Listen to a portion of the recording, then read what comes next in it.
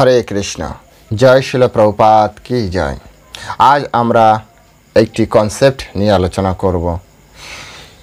পরমেশ্বর ভগবান শ্রীকৃষ্ণ চিরকাল কাকে ভালোবাসেন,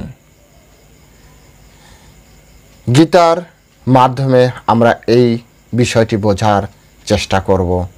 আমি আপনি কি ভগবানের ভালোবাসার পাত্র কি না সেটি জানার চেষ্টা করব। সকলের সাথে থাকবেন, ভিডিওটি লাইক করবেন এবং শেয়ারের মাধ্যমে সারা পৃথিবীর মানুষের কাছে পৌঁছে দেওয়ার দায়িত্ব এখন থেকে আপনাদের হাতে তুলে দিলাম।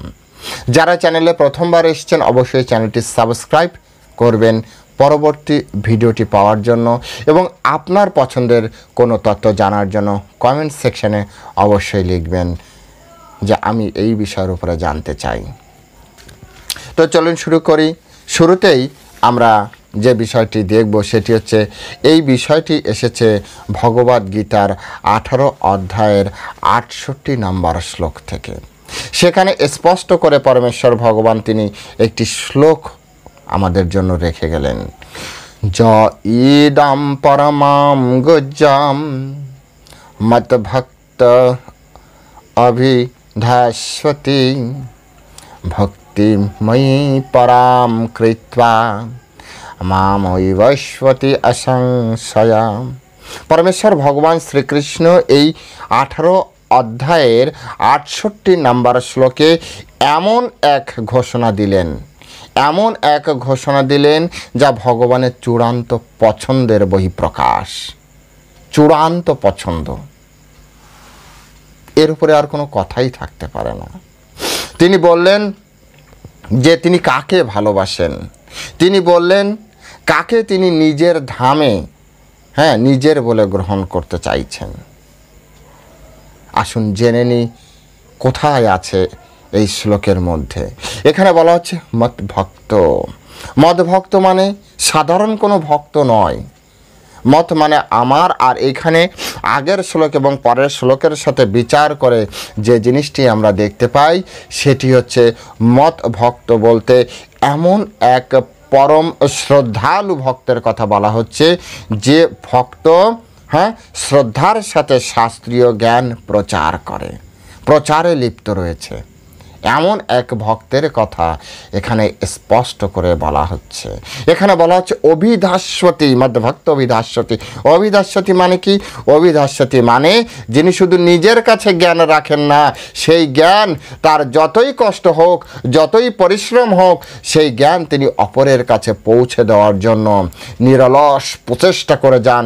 অত্যন্ত শ্রদ্ধার সহিত, অত্যন্ত বিশ্বাসের সহিত, অত্যন্ত দৃঢ়তার সহিত, শুধুমাত্র কৃষ্ণের আদেশ এবং গুরু আদেশকে মাথায় রেখে তিনি তার সামর্থ্যের অধিক প্রচেষ্টা করে সারা পৃথিবীর মানুষের কাছে পৌঁছে দেওয়ার চেষ্টা করেন। যেভাবে চৈতন্য চরিতামৃতে বলা হয়েছে, যারে দেখো তারে কহ কৃষ্ণ উপদেশ। কৃষ্ণের উপদেশ বলার কথা বলা হচ্ছে, যাকে দেখো তাকে কহ। আমার আজ্ঞায় গুরু হইয়া তারও এই দেশ। চৈতন্য মহাপ্রভু তো সকলকে গুরু বানিয়ে দিয়ে গিয়েছে। আমার আজ্ঞায় গুরু হইয়া, সবাই গুরু, কিন্তু কাজ করতে হবে একটা। তবে যাকে দেখো তাকে কহ কৃষ্ণ উপদেশ। কৃষ্ণ বিষয়ক উপদেশ দেওয়ার মতো ক্ষমতা তৈরি করতে হবে আমার আপনার। তবেই আপনি চৈতন্য মহাপ্রভুর মিশনে একজন গুরুদেব হয়ে থাকতে পারবেন। আমার আজ্ঞায় গুরু হইয়া তারও এই দেশ। যাই হোক, এখানে পরমেশ্বর ভগবান স্পষ্ট করে আমাদেরকে জানিয়ে দিলেন তার নিজস্ব মতামত। সেই ভক্ত, সেই আন্তরিক ভক্ত, সেই শ্রদ্ধালু ভক্ত, যে ভক্তকে তিনি তার প্রাণ রূপ চিন্তা করেন, যে ভক্তকে তিনি তার প্রাণের অধিক ভালোবাসেন, যে ভক্তকে তিনি বলছেন মামৈবস্বতী অসংশয়, যিনি অবশ্যই তার ধামে গমন করবে, তার কাছে গমন করবে, সেই ভক্ত তার অত্যন্ত প্রিয়। এতটাই প্রিয় যে তিনি তার কাছে নিয়ে চলে যাবেন। বিচার করুন আপনারা। সেই বিষয়টি হচ্ছে আমাদের বোঝার বিষয়। এই জগৎ আমরা অনেক কিছু করছি এই জগতে, কিন্তু আসলে আমরা কি ভগবানের প্রিয় ভক্ত হতে পারছি? আমরা কি এমন হতে পারছি যে ভগবান চিরকাল আমাদেরকে ভালোবাসবেন? গীতা না পড়ে আমরা অনেক কিছু জল্পনা কল্পনার মাধ্যমে আমাদের নিজেদের জীবনকে পরিচালনা করার মাধ্যমে আমরা আমাদের মতো করে জীবন পরিচালনা করি, আর তার ফলে আমরা ভগবানের প্রিয়জন, ভগবানের ভালোবাসার পাত্র হতে পারছি না। যদিও পদ্মপুরাণে স্পষ্ট করে বলা রয়েছে, শ্রুতি স্মৃতি পুরাণ আদি পঞ্চরাত্রিক বিধিনি বিনা ঐকান্তিক হরির ভক্তি উৎপাতৈব কল্পতে। সমাজে শুধু উৎপাতের সৃষ্টি করবে যদি আপনি স্মৃতিশাস্ত্র শ্রুতিশাস্ত্র এগুলি যদি আপনি অমান্যতা দিয়ে আপনি হরিভক্তি ভজন করেন। তাই ভক্তগণ, শাস্ত্রকে বোঝার চেষ্টা করতে হবে, শাস্ত্র থেকে আপনার জীবনকে পরিবর্তন করার চেষ্টা করতে হবে। তস্মাৎ শাস্ত্রম প্রমাণান্তে কার্য অকার্য ব্যবস্থিত। শাস্ত্রই আপনার একমাত্র প্রমাণ যে আপনি কি করবেন কি করবেন না। শাস্ত্র আপনাকে শেখাবে আপনি কি খাবেন কি খাবেন না। শাস্ত্র আপনাকে বলবে আপনার কি দেখা উচিত আর কি দেখা উচিত না। শাস্ত্র আপনাকে বলবে কি গ্রহণীয় আর কি গ্রহণীয় না। এটা হচ্ছে শাস্ত্রের পাওয়ার। সংবিধানের যেমন পাওয়ার আছে, যদিও আমরা স্বাধীন দেশের স্বাধীন নাগরিক, তথাপি আমরা যা ইচ্ছা তাই করতে পারবো না, তাহলে জেলেও যেতে হতে পারে। আমরা শুধু ততটাই করতে পারবো যতটা সংবিধান আমাদেরকে পারমিশন প্রদান করে, ততটাই শুধু আমাদের অধিকার আছে। স্বাধীনতার একটা সংজ্ঞা যখন কলেজ লেভেলে ছিলাম তখন পড়েছিলাম। স্বাধীনতা বলতে তাকে বোঝায় যে আপনি অন্যের অধিকারকে খর্ব না করে নিজের যতটুক দরকার ততটুকু আপনি উপভোগ করতে পারেন, এটাকে বলে স্বাধীনতা। অর্থাৎ দেখা যাচ্ছে যে আপনি স্বাধীন, আপনার রুমে আপনি জোরে জোরে ডিজে বাজাচ্ছেন, কিন্তু পাশের বাড়ি একজন ব্যক্তি অসুস্থ হয়ে পড়ে আছে, তার এত সাউন্ড ভালো লাগছে না, তো আপনার এটা স্বাধীনতা না, আপনি এটি স্বাধীনতার অপপ্রয়োগ করছেন। আপনার সাউন্ড ততটাই রাখতে পারবেন যতটা ওই ঘরে যে ডিস্টার্ব না করে, ততটা হচ্ছে আপনার স্বাধীনতা। একইভাবে আলোচ্য বিষয় হচ্ছে আমরা স্বাধীনতার নামে শাস্ত্রকে ভায়োলেট করে আমরা যা করি তার ফলে হয়তো আমরা কৃষ্ণকে ভালোবাসছি না, আর কৃষ্ণ ভগবানও আমাদের ভালোবাসছে না। তাই শাস্ত্রের আলোকে দেখতে হবে যে আমরা কে ভগবানের প্রিয় আর কে ভগবানের প্রিয় নয়। পরমেশ্বর ভগবান এই শ্লোকে স্পষ্ট করে বললেন যে তিনি আমার ভক্তদের মধ্যে যিনি আমার এই ভক্তদের মধ্যে এই পরম গোপনীয় গীতা বাক্য উপদেশ করেন, তিনি অবশ্যই পরাভক্তি লাভ করবেন এবং নিঃসংশয়ে আমার কাছে ফিরে আসবেন। পরমেশ্বর ভগবান তিনি স্পষ্ট করে এই কথা জানিয়ে দিলেন।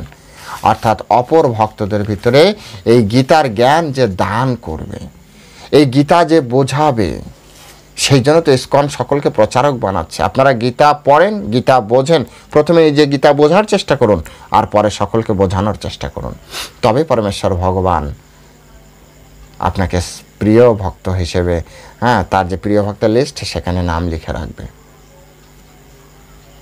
প্রিয় ভক্তের এখন কথা হচ্ছে সবাইকে আমরা প্রচার করতে পারবো, অথবা সবাই কি গীতা ভাগবত এগুলি প্রচার করার যোগ্য? হয়তোবা নয়, এটা সত্য, হয়তোবা নয়। তাহলে সেক্ষেত্রে কি হবে, আমরা কিভাবে প্রিয় হতে পারি? তো যারা গীতা ভাগবত প্রচার করছে তাদেরকে তো আমরা সহযোগিতা করতে পারি। আসুন বিষয়টি প্র্যাকটিক্যালি আমরা বোঝার চেষ্টা করি। ফিরে যাই স্বাধীনতা যুদ্ধের সময়। স্বাধীনতা যুদ্ধে কিছু ব্যক্তি ছিল যারা ডাইরেক্ট অস্ত্র নিয়ে শত্রুপক্ষের সামনাসামনি ঝাঁপিয়ে পড়েছিল। কিছু ব্যক্তি এমন ছিল যারা তাদেরকে খাদ্য সাপ্লাই দিয়েছিল। কিছু ব্যক্তি এমন ছিল যারা তাদেরকে অনেক সময় আশ্রয় প্রদান করেছিল। কিছু ব্যক্তি এমন ছিল যারা তাদেরকে মেডিসিন প্রদান করেছিল। কিছু ব্যক্তি এমন ছিল যারা তাদেরকে ওই সকল যোদ্ধাদেরকে গানের মাধ্যমে অথবা অন্য কোনো বিষয়ের মাধ্যমে তাদেরকে উজ্জীবিত করে রেখেছিল। তখন তো আমরা ছিলাম না, জানি না, কিন্তু এখন মাঝে মাঝে যে সিনেমা টিনেমা যেগুলো দেখি সেগুলোর মাধ্যমে আইডিয়া। অর্থাৎ একটা কার্যের পিছনে অনেক ব্যক্তির না সম্মিলিত প্রয়াস থাকে। যেমন আমাদের বর্তমানে ইসকনে কিছু ভক্ত আছে যারা নিরলস শাস্ত্র কথার মাধ্যমে মানুষের জ্ঞান প্রদান করে যাচ্ছে। কিছু ভক্ত শাস্ত্র গ্রন্থ তৈরি করে মানুষের কাছে পৌঁছে দিচ্ছে।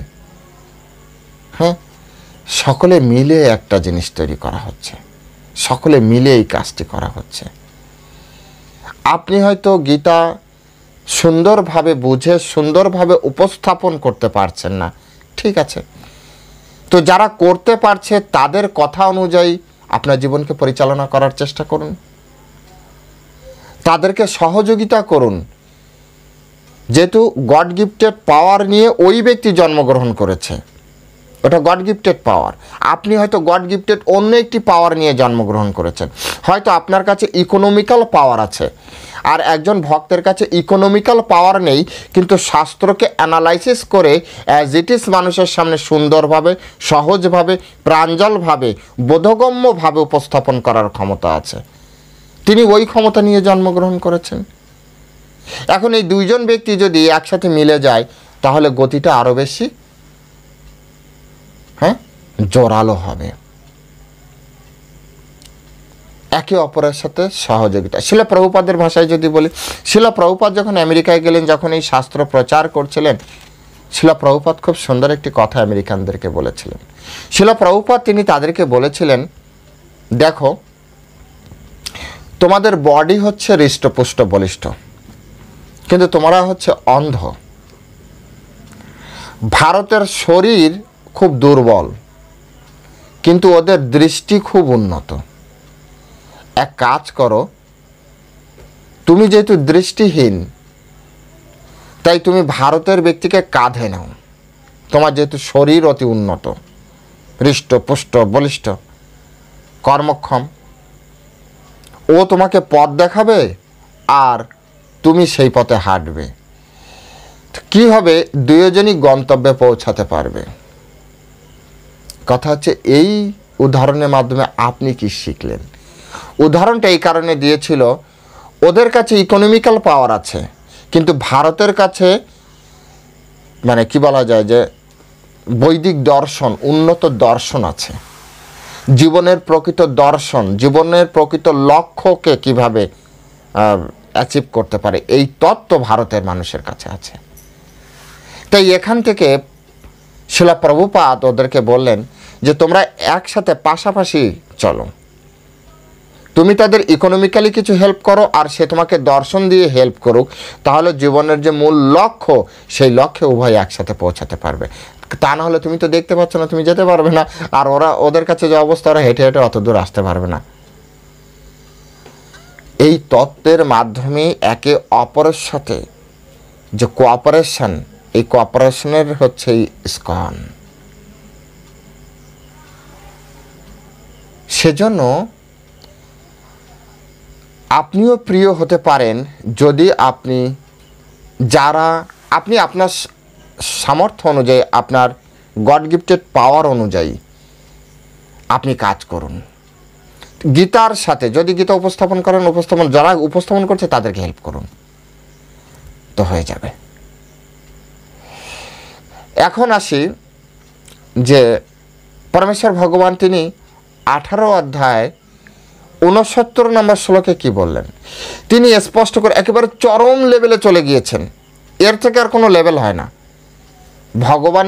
ভগবান যে কাকে ভালোবাসে এর থেকে কোনো লেভেলই হয় না, এর উপরে আর কোনো স্ট্যাম্প পড়বে না। এর লাস্ট স্ট্যাম্প, এটা লাস্ট অ্যাচিভমেন্ট বলা যেতে পারে একটা ভক্তের। বলছে যে যিনি গীতার জ্ঞান অন্যর প্রদান করে তিনি ভগবানের সবচেয়ে প্রিয়, এবং তার থেকে অধিক প্রিয় আর কেউ নেই, যিনি ভগবদ গীতার জ্ঞান অন্যকে প্রদান করতে পারে। ভগবানের কাছে তিনি হচ্ছেন সব থেকে প্রিয়, এবং তার থেকে অধিক প্রিয় আর কেউ নেই। এটা ভগবানের নিজের মুখনিসৃত বাণী। 18 অধ্যায় 69 নম্বর শ্লোক আপনার কাছে গীতা আছে, অবশ্যই খুলে আপনি দেখতে পারবেন। এটি হচ্ছে একেবারে লাস্ট। তাই ভগবদ্গীতায় যদি আমরা ভগবানের প্রিয় হতে চাই, আমরা যদি ভগবানের ধামে পৌঁছাতে চাই, আমাদের এই কাজ কিন্তু করতে হবে। এর আবার কোনো বাইপাস লাইন নেই। গীতা প্রচারে আপনাকে ডিরেক্টলি অথবা ইনডিরেক্টলি আপনাকে যুক্ত থাকতে হবে। ডাইরেক্ট হচ্ছে যে ব্যক্তি নিজে পারে মুখে বলতে, আর ইনডাইরেক্টলি হচ্ছে আপনি তাকে সহযোগিতার মাধ্যমে, হ্যাঁ, এইভাবে। সুতরাং এবার আপনি আমি আমাদের যার যার অবস্থান, সে অবস্থান অনুযায়ী আমাদেরকে গীতার সাথে যুক্ত হতে হবে। চৈতন্য চরিতামৃতে এই বিষয়টাকে আরও পুষ্টিকরণ করা হয়েছে। সেখানে বলা হচ্ছে যে প্রচার করে সে গুরুর প্রতিনিধিই হয়। প্রচার, ডাইরেক্ট প্রচার যিনি করতে পারে, ও হচ্ছে গুরুর প্রতিনিধি।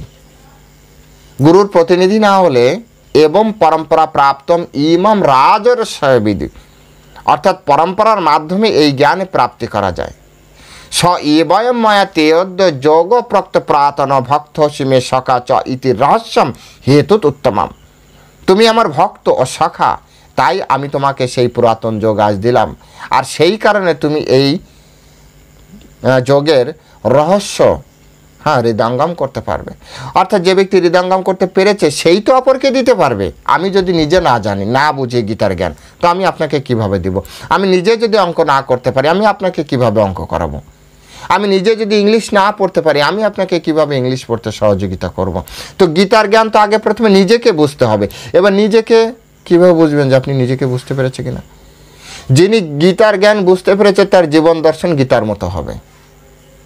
গীতা যেভাবে বলেছে সেইভাবে তার জীবন সাজানো হয়ে যাবে। এটা সিম্পলি, খুব সিম্পল বিষয়। নিজে আচরি ধর্ম করো হো প্রচার। নিজে আচরণ করবে, তারপর প্রচার করবে। অর্থাৎ নিজে বুঝতে পেরেছে, অপরকে বোঝাবে। নিজে যতক্ষণ না টেস্ট করতে পারবে গীতার শ্লোক, ততক্ষণ অতটা কনফিডেন্টলি বলতে পারবে না। হ্যাঁ,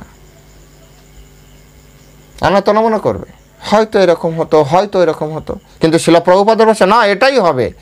ভগবান বলেছে মানে হবে, ভগবান হেল্প করবে বলেছে মানে হেল্প করবে।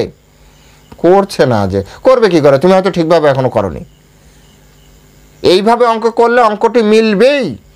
এটা হচ্ছে শুদ্ধ ভক্তের, যারা অনুভবী ভক্ত, অবশ্যই মিলবে। হাজারো লোকের অঙ্ক মিলেছে, তোমার অঙ্ক মিলবে না কেন? তার মানে তুমি হয়তো ঠিক প্রসেস, তোমার প্রসেসে করতে না কোনো একটা জায়গায় তো গাফিলতি আছে। ঠিক তেমনি ভগবদ্গীতা যে মানবে তার জীবন দর্শন একেবারে গীতার মতো হবে। ভাগবতমে এই বিষয়ে আবার এটাকে আরেকটু পুষ্টিকরণ করা হচ্ছে। ভাগবতমে বলছে ভগবান তার প্রতি প্রিয় হয় যে তার প্রচারে কি বলে, হ্যাঁ, যে নিজেকে যুক্ত করে, প্রচারে যুক্ত করা। তো প্রচারটা খুব ইম্পর্টেন্ট, এই জন্য ইসকনের প্রচারটা হচ্ছে ইম্পর্টেন্ট। ভগবানের প্রিয় হওয়ার জন্য প্রচার করাটা খুব গুরুত্বপূর্ণ। অনেকে আছে যারা প্রচার করতে চায় না, তাই হচ্ছে শাস্ত্র কি বলবো, শাস্ত্র অনুযায়ী চলার চেষ্টা করতে হবে। ইসকনের প্রত্যেকটা ভক্ত, ইসকনের প্রত্যেকটা গুরুদেব, ইসকন শিল প্রভুপাদ যে মডার্ন মিশন নিয়ে শুরু করেছে, ভক্তি সিদ্ধান্ত সরস্বতী ঠাকুরের মডার্ন মিশন সেম প্রচার। বসে বসে রাধাকুণ্ডের ভজন করার জন্য গৌড়ীয় বৈষ্ণব নয়, বিশেষ ভক্তি সিদ্ধান্ত সরস্বতী ঠাকুর প্রভুপাদের এই ডালের লোক নয়। মরবে, মরতে শিকার, কিন্তু প্রচার বন্ধ করবে না। এ বিষয়ে একটা জ্বলন্ত উদাহরণ শ্রী শ্রীমৎ ভক্তি চারুস্বামী মহারাজ। কোভিড-19 সময় যখন সারা পৃথিবী ক্লাবসড হয়ে আছে, এক এলাকা থেকে আর এক এলাকায় যেতে পারছে না, তখন তিনি প্রচারের উদ্দেশ্যে ফ্লোরিডাতে কোনো একটা বিষয়ে তার দরকার পড়ছিল, তিনি স্পেশাল উড়োজাহাজের ব্যবস্থা করে সরকারের সাথে যুক্ত করে স্পেশাল উড়োজাহাজে করে তিনি চলে গিয়েছিলেন। ওনার ভাষ্য ছিল মরতে তো একদিন হবেই, কিন্তু শিল প্রভুপাদের মিশনে মরাটাই হচ্ছে গুরুত্বপূর্ণ। যোদ্ধা কোথায় মৃত্যুবরণ করতে স্বাচ্ছন্দ্য বোধ করে? বলছে যে রণাঙ্গনে। মৃত্যু নিশ্চিত, কিন্তু যোদ্ধা মরবে রণাঙ্গনে। এটাই তার রাজতিলক, রাজটিকা, এটাই তার রাষ্ট্রীয় সম্মান।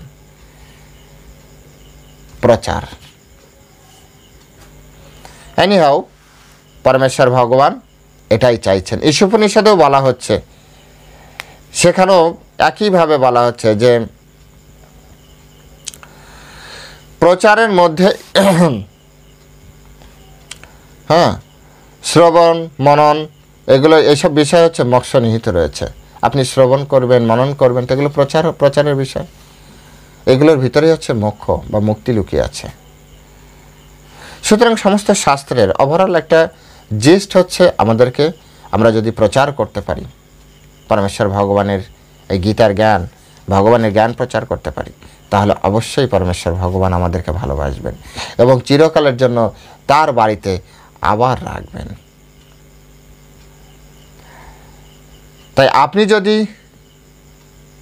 না জানেন, অন্য আর কাউকে এই তথ্যটি আপনি বলতে পারবেন না, তবে সেই যে জ্ঞান যেটা আপনি বলছেন না, এটা আপনি নিশ্চিত থাকুন সেটি হচ্ছে অসম্পূর্ণ জ্ঞান। কারণ আপনি অন্যকে বোঝাতে পারছেন না, আপনার কোনো না একটা জায়গায় ঘাটতি আছে। যেহেতু ঘাটতি আছে তাই আপনি আর বোঝাতে অক্ষম হচ্ছেন। তাই বোঝানোর চেষ্টা করুন, তাহলে কমসে কম নিজের ঘাটতি বুঝতে পারবেন। আমরা তো সবসময় সবাইকে বলি যে প্রচার করেন, প্রচারে গেলে আপনি বুঝতে পারবেন যে আপনি কত জায়গায় ফাঁকি দিয়ে পড়েছেন। কারণ প্রচারে গেলে আপনাকে প্রশ্ন করবে, আর প্রশ্ন করলেই আপনি ধরাটা খাবেন। তখনই আপনি বুঝতে পারবেন কোন কোন জায়গাটা আপনি ফাঁকি দিয়ে এসেছেন, গড়গড় করে পড়ে গিয়েছেন কিনা, আপনি বুঝেছেন কিনা, এটা বুঝতে পারবেন। তো গুরুত্বপূর্ণ একটা সিদ্ধান্ত। তাই যিনি প্রচার করেন ভক্তিভাবে, তিনি হচ্ছে ভগবানের হৃদয়ে স্থান পান। এখন আপনি কোথায় স্থান পেতে চান কমেন্ট সেকশনে লিখতে পারেন। আজকের এই আলোচনায় আপনার অভিমত কি, মতামত কি, বা আপনার শিক্ষা কি, অবশ্যই কমেন্ট সেকশনে লিখবেন। ভিডিওটি লাইক এবং শেয়ার করার মাধ্যমে সারা পৃথিবীর মানুষের কাছে পৌঁছে দিন। মানব কল্যাণের দায়িত্ব এখন আপনাদের হাতে। আমি আমার কাজ করছি, আপনি আপনার কাজটুকু করুন। যারা চ্যানেলে প্রথমবার এসেছেন অবশ্যই চ্যানেলটি সাবস্ক্রাইব করবেন এই ধরনের ভিডিও পেতে। হরে কৃষ্ণ। জয় শিল প্রভুপাদ কি জয়।